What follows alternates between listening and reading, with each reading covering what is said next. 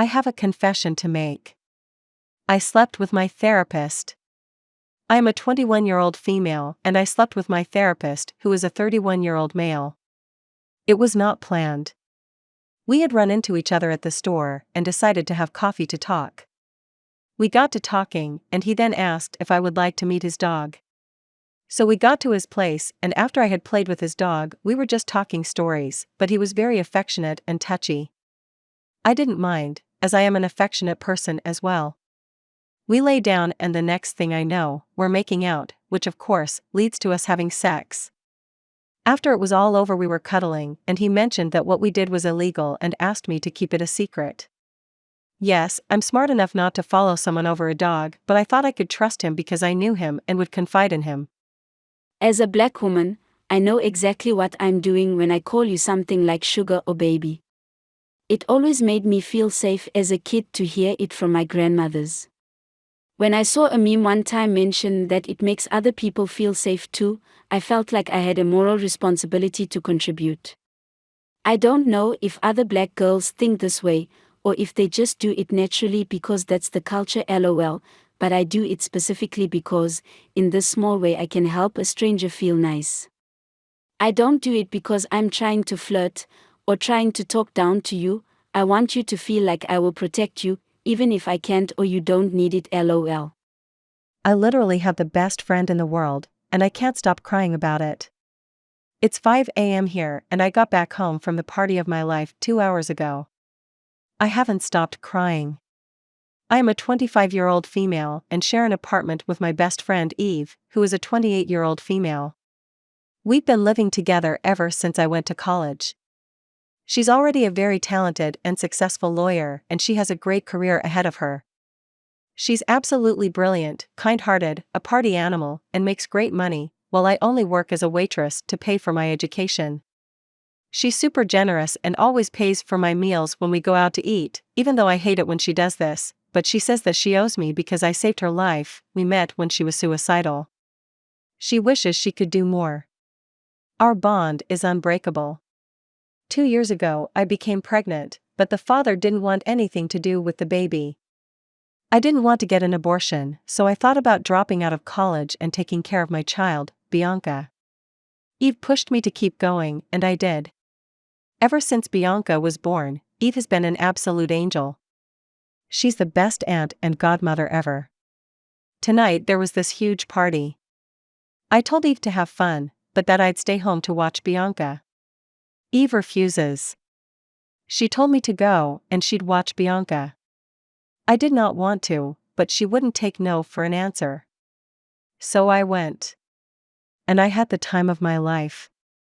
I came back at 3 a.m. and found Eve and Bianca had fallen sleeping together. My heart absolutely melted. I don't know how to thank Eve.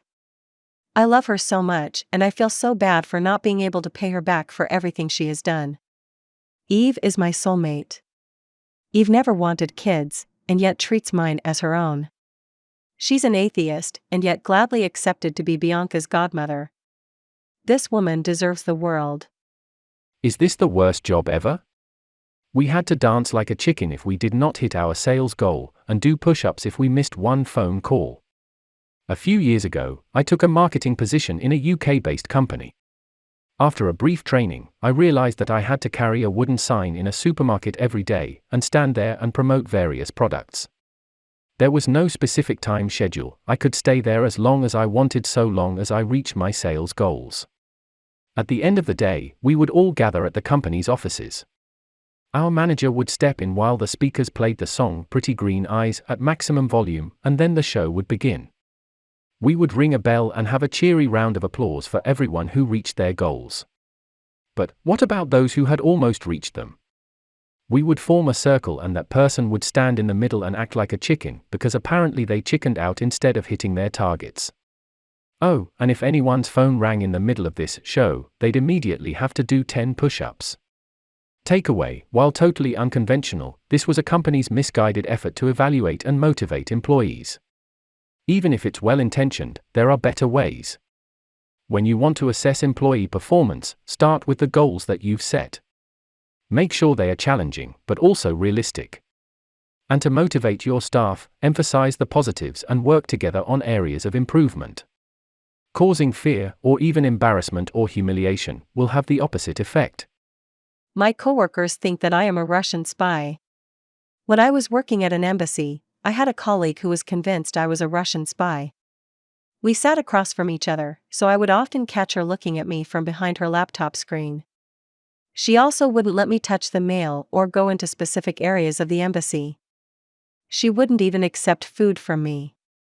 In fact, when my mother sent me cupcakes for my name day, she demanded that they be x-rayed to see if there was anything inside. Another time, a colleague asked me to make a copy of a visa applicant's ID. When she saw me in the copy room, she yelled I knew it, and kept asking me where I found that ID and what I was doing with it. She was lucky that I saw the humor in all this. I even greeted her in Russian every morning.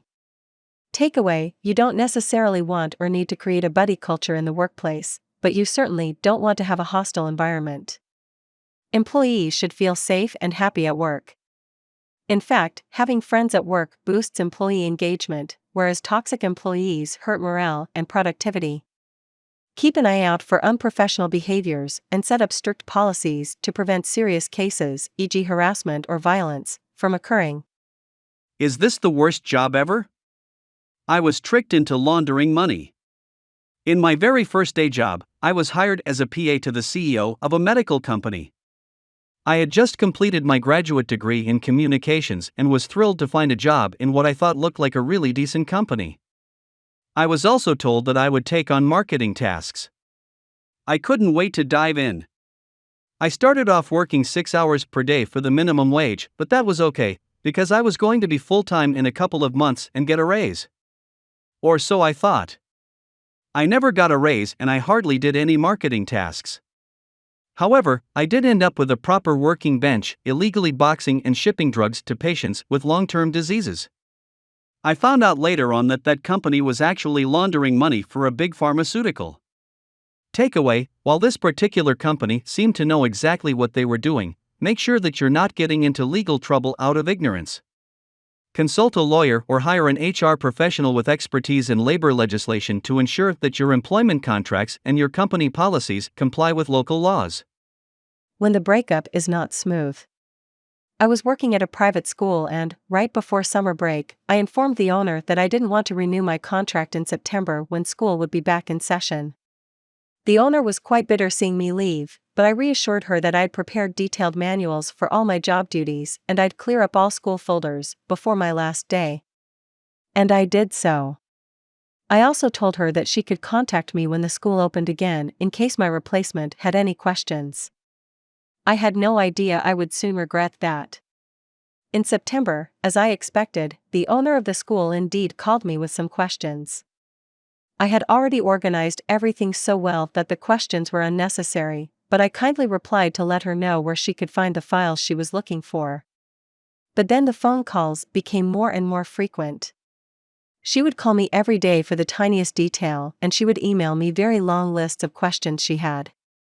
All of these were things that she could easily find on her own in just a few seconds, just by looking at my notes or doing a simple search on the computer.